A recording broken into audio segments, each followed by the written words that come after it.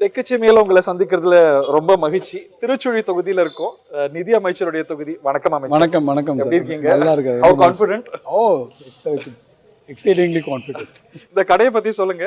Your home ground. ஆமா, இந்த Ratnam sweet stall famous for its sweets and savories. குறிப்பாக சேவு ரொம்ப இதாக இருக்கும். அதே மாதிரி இங்கே இருக்கக்கூடிய சீவல், சீரணி இதெல்லாம் ரொம்ப அந்த பேக்கரி ஐட்டம்ஸு, பால் பண்ணு ஒன்று இருக்கும். ஓஹோ. ஆமாம், இதெல்லாம் இவங்களுடைய ரொம்ப முக்கியமானது.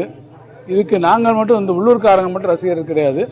நிறைய பேர்கள் வந்து பல ஊர்களில் இருந்து இங்கேருந்து வரக்கூடியவங்க, சென்னை போன்ற இடங்கள்லாம் வந்து இதை வாங்கிட்டு போவாங்க. ரொம்ப ஃபேமஸானது. ஆஃப்கோர்ஸ். மேம், எப்படி இருக்கு? You been campaigning across.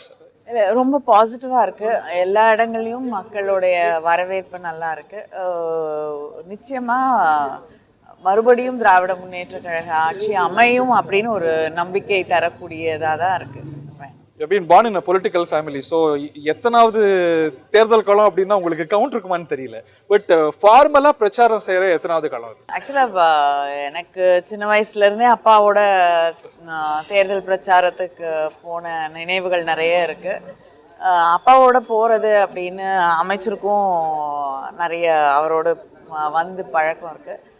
அப்பாவோட போகும்போது அது ஒரு பெரிய பிக்னிக் மாதிரி இருக்கும். ஏன்னா அந்த வேன்ல எத்தனை பேர் ஏற முடியுமோ, டவுன் பஸ் மாதிரி அவ்வளவு பேர் இருப்பாங்க. பிரச்சாரம் அப்படின்னு சொல்லும் போது எப்ப முதல்ல பிரச்சாரத்துக்கு போகணும் அப்படிங்கிற ஒரு பிரச்சாரம் பண்ண அப்பா இல்ல, ஐ திங்க் மெமரி இருக்கா? இல்ல, ஃபர்ஸ்ட் ஞாபகம் இல்ல, பட் நினைவு தெரிஞ்ச டைம்ல இருந்து போயிட்டு இருக்க இதுதான்.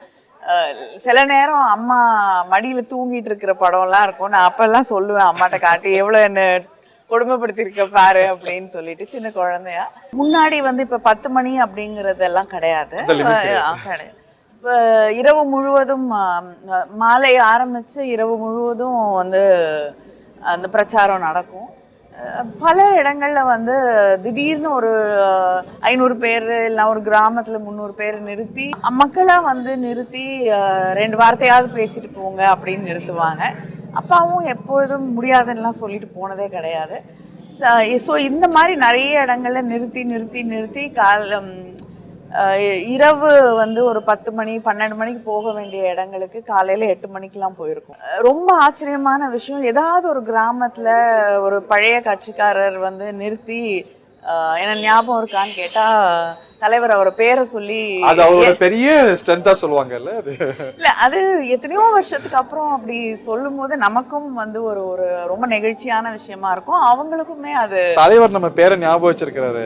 ஒவ்வொரு பிரச்சார களமும் நிறைய புதிய அனுபவங்கள், புதிய படிப்பினைகளை கொடுக்கும். Because you reconnect with people. நீங்க ஒரு கான்ஸ்டிட்யூன்சில ஒர்க் பண்றீங்க, யூ மூவ் அக்ராஸ். பட் ஆனாலும் இன்னும் டீட்டெயிலா அவங்களோட உணர்வுகளை புரிஞ்சுக்கிறதுக்கான ஒரு வாய்ப்பா கிடைக்கும். இந்த பிரச்சார களம் கொடுக்கக்கூடிய உணர்வு இல்ல படிப்பினை என்ன? மக்களோடு வந்து அவர்களை உணர்ந்து கொண்டு, அவங்களுடைய தேவைகளை உணர்ந்து கொண்டு ஒரு அரசு வந்து அவர்களோடு பயணம் செய்யும் பொழுது, அவங்களோட தேவைகளை உணர்ந்து வந்து அதுக்கான திட்டங்களை கொண்டு வரும்போது அவங்களுடைய ரெஸ்பான்ஸ் எப்படி இருக்கு, அது எந்த அளவு வெரி பாசிட்டிவ். அண்ட் எந்த அளவுக்கு வந்து ஒரு கவர்மெண்டோட ஸ்கீம்ஸ் வந்து ஒருத்தருடைய வாழ்க்கையை மாற்ற முடியும். இந்த முறை ஒரு முக்கியமான பொறுப்பு எடுத்திருக்கிறீங்க. மேனிஃபெஸ்டோ தயாரிக்கிற கமிட்டியில இருந்திருக்கிறீங்க. நான் இந்த கேள்வியை அமைச்சர்ட்டே கொடுக்குறேன். நிறைய சொல்லியிருக்கிறாங்க, நம்ம நிதி நிலைமை இடம் கொடுக்குமா? நிச்சயமா இடம் கொடுக்கும். என்ன கேட்டீங்கன்னாக்கா, அக்ஷய பாத்திரம் யார் கையில் இருக்குது என்பதை பொறுத்தது. அது நம்மள்ட்ட இருக்கிறது அக்ஷய பாத்திரமாங்கிற கேள்வி உண்மை. என்ன காரணம்னா, இதே கேள்வி தான் கேட்டாங்க. இது முடியுமான்ற கேள்வி மகளிர் உரிமை தொகையை கொடுக்க போகும்போது அது எப்படி கொடுக்க முடியும்னு கேள்வி எழுப்பினவங்க. இன்ஃபேக்ட் உங்கள் இன்டர்வியூலே கூட அந்த கேள்வி வந்ததுன்னு எனக்கு ஒரு ஃபெயிண்ட் மெமரி இருக்குது. ஆனால் அப்படி கொடுக்க முடியுமான்னு ஒரு ஸ்கெப்டிக்கலாக ஒரு விஷயத்த சொல்ல போகும்போதே அதை வந்து we have made it as a reality. நம்ம ரொம்ப ஸ்ட்ரெச் பண்ணிட்டே போறோமோ? இன்னைக்கு புதுசா சேர்த்துட்டு போறோம். நம்ம கேபெக்ஸை குறைக்கிறோம், மூலதன செலவுகளை குறைக்கிறோம். உங்களை மட்டும் நான் சிங்கிள் அவுட் பண்ணல. அதிமுக திமுக புதுசா வந்தவங்கன்னு கொடுத்துட்டே போறத, நம்ம இந்த ஃப்ரீபீஸ் அதிகரிச்சுட்டே போறத பாக்குறோம். நீங்க ஒரு சோஷியல் இன்வெஸ்ட்மெண்ட்னு பாப்பீங்க. பட் ஆனா there is only so much our state apparatus can handle. இன்னும் அந்த பக்கம் நீங்க பாத்தீங்கன்னா ஒரு ஜுடிஷியஸ் மிக்ஸ் அதுல இருக்கு. நமக்கு ஒரு பக்கம் வந்து நம்ம வந்து வெல்ஃபேர் ஃபண்டிங் பண்ணுறோம். வெல்ஃபேர் ஃபண்டிங் பண்ணுறது நிச்சயமாக ஒரு நம்மளை மாதிரி ஒரு வளர்ந்த சொசைட்டியில் தேவை இருக்கக்கூடிய ஒரு சொசைட்டியில் வந்து அதை நம்ம தவறாக சொல்ல முடியாது. இன்னொரு பக்கம் நீங்கள் சொல்கிறது மாதிரி நம்மளுடைய இன்ஃப்ராஸ்ட்ரக்சரலுடைய ஃபெசிலிட்டிஸை வந்து நம்ம கொண்டு வர்றதில் அதிகப்படுத்துறதுல நம்ம கவனம் செலுத்துறோம். இந்த விஷயத்தில் நம்ம திருப்பி சொல்கிறோம், நம்மளுடைய legitimate and adequate share from the central pool நமக்கு கிடைக்கிற பட்சத்தில் நிச்சயமாக இதனால் நம்மளால் பண்ண முடியக்கூடிய ஒரு விஷயங்கள் தான். இதெல்லாம் கூட இருந்தாலும் ஒரு வகையில் நீங்கள் கொஞ்சம் உன்னிப்பாக பார்த்துருந்தீங்கன்னா மகளிர் உரிமை தொகைக்கு நம்ம பண்ணிட்டோம். அதே மாதிரி பெரிய அளவில் ஒரு பெரிய கமிட்மெண்ட் இருக்கிற வந்து நமக்கு வந்து பென்ஷன் ஸ்கீம், அதையும் நம்ம இன்றைக்கி சக்ஸஸ்ஃபுல்லாக அனௌன்ஸ் பண்ணியிருக்கோம். ஸோ எங்கே இருந்து நீங்கள் இந்த இதுக்கான பணத்தை நம்ம மேனேஜ் பண்ணி கொடுக்குறோமோ அது நம்மளுடைய ஃபிஸ்கல் ப்ரூடன்ஸ்னு ஒன்று டெஃபினட்டாக இருக்குது. நம்ம அதை எப்படி பேலன்ஸ் பண்ண போகிறோம், ஒரு புறத்தில் நம்மளுடைய கேபெக்ஸ்க்கு கொடுக்க வேண்டிய பணங்களையும் நம்ம நிச்சயமாக கொடுக்கணும்னு நான் நிதியமைச்சராக நான் குவைட் கான்ஃபிடென்ட். மூலதன செலவுகள்ல நம்ம குறைச்சு செலவு பண்ணிட்டே இருக்கோங்கிற விமர்சனம் இருக்கு. நம்மளுடைய ஃபண்டமெண்டல் ஸ்ட்ராங்கா இருக்கு, ஆனா இது வந்து எவ்வளவு நாள் தாக்கு பிடிக்கும், ஒரு ரொம்ப காம்படிட்டிவ் பாப்புலேஷன் நோக்கி போயிட்டு இருக்கு. அதுக்கு ரொம்ப மிக முக்கியமான ஒரு காரணம் வந்து சொன்னால், சக்ஸஸிவாக வந்து நம்மளுடைய நாட்டில் தமிழ்நாட்டில் வந்து பார்த்திங்கன்னா இயற்கை இடர்பாடுகள் தொடர்ந்து வந்தது வந்து நம்மளுடைய கேபெக்ஸ் எக்ஸ்பெண்டிச்சரில் தி ஃபண்ட்ஸ் ஆக்சுவலாக எல்லாம் நம்ம அலோகேட் பண்ணிவிட்டு அதை நம்ம செலவழிக்கிறதுல வந்து அதில் ஒரு பெரிய ஒரு டீப் டிக்ளைன் இருந்தது. காரணம் வந்து சக்ஸஸிவாக அடுத்தடுத்த வருஷங்களில் நமக்கு எப்போதுமே இல்லாத வகையில் நம்ம வந்து இயற்கை சீற்றங்கள் வந்தது. அதுக்கு தேவையான அளவுக்கு நமக்கு வந்து பேரிடர் மேலாண்மையிலேருந்து வரக்கூடிய நிதி நமக்கு வரலை. ஒரு பக்கம் செலவழிக்கிறதுல இருக்கக்கூடிய அடிப்படையான இடர்பாடுகள், அதில் தான் நமக்கு கேபெக்ஸ் எக்ஸ்பெண்டிச்சர் வந்து நமக்கு ஒரு சின்ன டிக்ளைன் இருந்ததுக்கான ஒரு அடிப்படையான காரணம். இப்போ இந்த மேனிஃபெஸ்டோ இந்த இனிப்பா இருக்கா இல்லை உங்க உண்மையை சொல்லுங்க, நிதி நிலைமைக்கு இந்த காரமா இருக்கா? இல்லை மிக மிக இனிப்பான ஒன்று. இந்த பால் பண்ணை போன்ற ஒரு சுவையான ஒரு மேனிஃபெஸ்டோவை தான் அவங்க கொடுத்துருக்குறாங்க. மேம், என்ன ரேஷனல் எடுத்தீங்க நீங்க இந்த மேனிஃபெஸ்டோ தயாரிக்கிறதுல? மேனிஃபெஸ்டோவில் இருக்கக்கூடிய விஷயங்கள், நம்ம கொடுக்கக்கூடிய வாக்குறுதிகள், நாளைக்கு வந்து நிதியமைச்சர் வந்து இதை இப்படி போய் அனௌன்ஸ் பண்ணிட்டு சண்டை போடல, என்ன மேடம் கூட்டிட்டே போறீங்க அப்படின்னு அதிகாரிகள்.